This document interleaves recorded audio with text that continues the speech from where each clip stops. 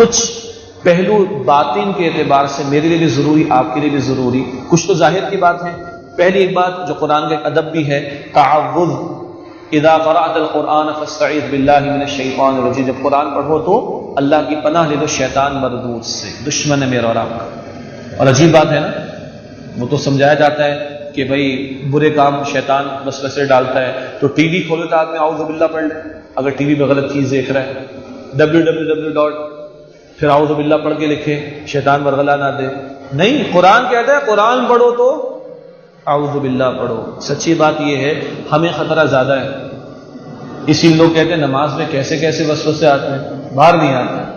دشمن بنا ہوا ہے، وہ کیسے پسند کرے گا آپ اور میں نماز میں کھڑے رہیں، آپ اور میں قرآن کی محفلوں میں بیٹھے رہیں، اور وہ بھی کہ رات کو 1 2 بجے تک آپ کو انشاءاللہ اللہ کی توفیق سے ہم بیٹھیں گے۔ ہم کیا بٹھائیں گے، اللہ بٹھائے گا ہمیں، آئے گا تو صحیح نا۔ جب پھر آئے گا ذہن میں، نہیں وہ شیطان تو رمضان میں قید ہو جاتا ہے، تو 11 مہینوں سے محنت بھی کی ہوئی ہوتی ہے ہمارے نفس کے اوپر، اس کو ہم نے کنٹرول کرنا ہے۔ یہ بھی ایک جواب آ گیا، شیطان قید ہوتا ہے، نفس قید نہیں ہوتا، نفس کو ہم نے کنٹرول کرنا ہے روزے کے ذریعے سے۔ خیر، ادب کا ایک اہم پہلو اعوذ باللہ کا اہتمام۔ اب کچھ، اور بسم اللہ بھی، اقرا بسم ربک، رب کے نام کے ساتھ پڑھنا چاہیے، کچھ باطن کے پہلو، اور اس میں سب سے اہم ترین مسئلہ اخلاص نیت ہے۔ اور آپ سے زیادہ مجھے خطرہ ہے یہ جو بھی ہمارے بھائی ساتھی بیان کر رہے ہیں، کہ کیوں بیان کر رہے ہیں؟ اس سے کہ ہماری واہ ہو جائے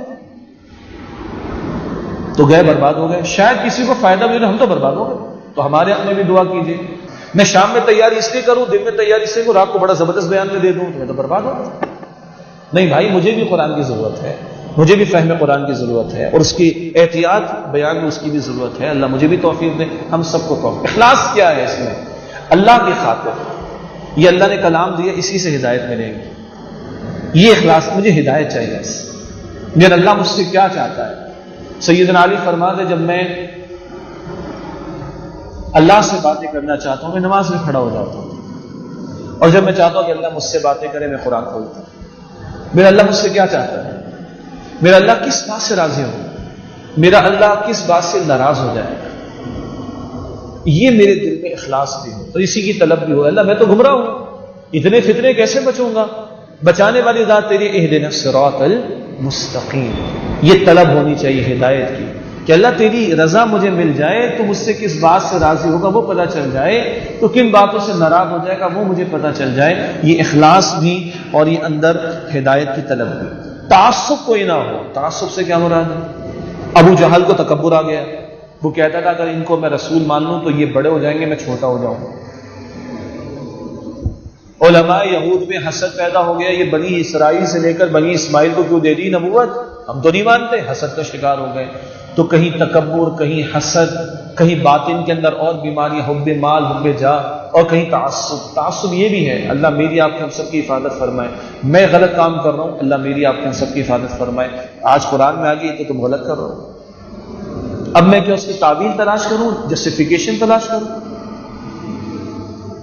نہیں بھائی، میں غلط ہوں، میں اپنی اصلاح کروں۔ تعصب نہ آ جائے میرے اندر، نہیں میری عقل تو نہیں مانتی، تمہاری عقل کی اوقات کیا ہے، میری عقل کی، آپ کی عقل کی اوقات کیا ہے۔ یہ تعصب بڑا خطرناک ہے۔ اللہ تعالیٰ یعنی اس تعصب میں اور بھی پہلو آ سکتے ہیں، وہ آپ ذہن میں لے کر آ جائیے، لیکن یہ کہ نہیں یہ تو نہیں ہو سکتا، میں تو صحیح ہوں بالکل، یہ کچھ اور ہوگا، یہ ایسے نہیں ویسے ہوگا۔ نہیں بھائی، مجھے تابع ہونا ہے، مجھے قرآن کے تابع ہونا ہے، قرآن کو اپنے تابع نہیں کرنا۔ خود بدلتے نہیں، قرآن کو بدل دیتے ہیں، ہوئے کس درجے فقیحان حرم بے توفیق۔ تو قرآن کے تابع ہونا۔ ایک اور مسئلہ ہے، وہ ہے عقل پرستی کا فتنہ۔ شیطان نے بھی کہا تھا اللہ میری عقل میں نہیں آتی بات، آدم کو تو نے بنایا مٹی سے، مجھے بنایا آگ سے، عقل لڑاؤ تو بات سامنے یہ آتی ہے، آگ جلاؤ تو اوپر جاتی، مٹی کتنی اچھالو نیچے آ جاتی۔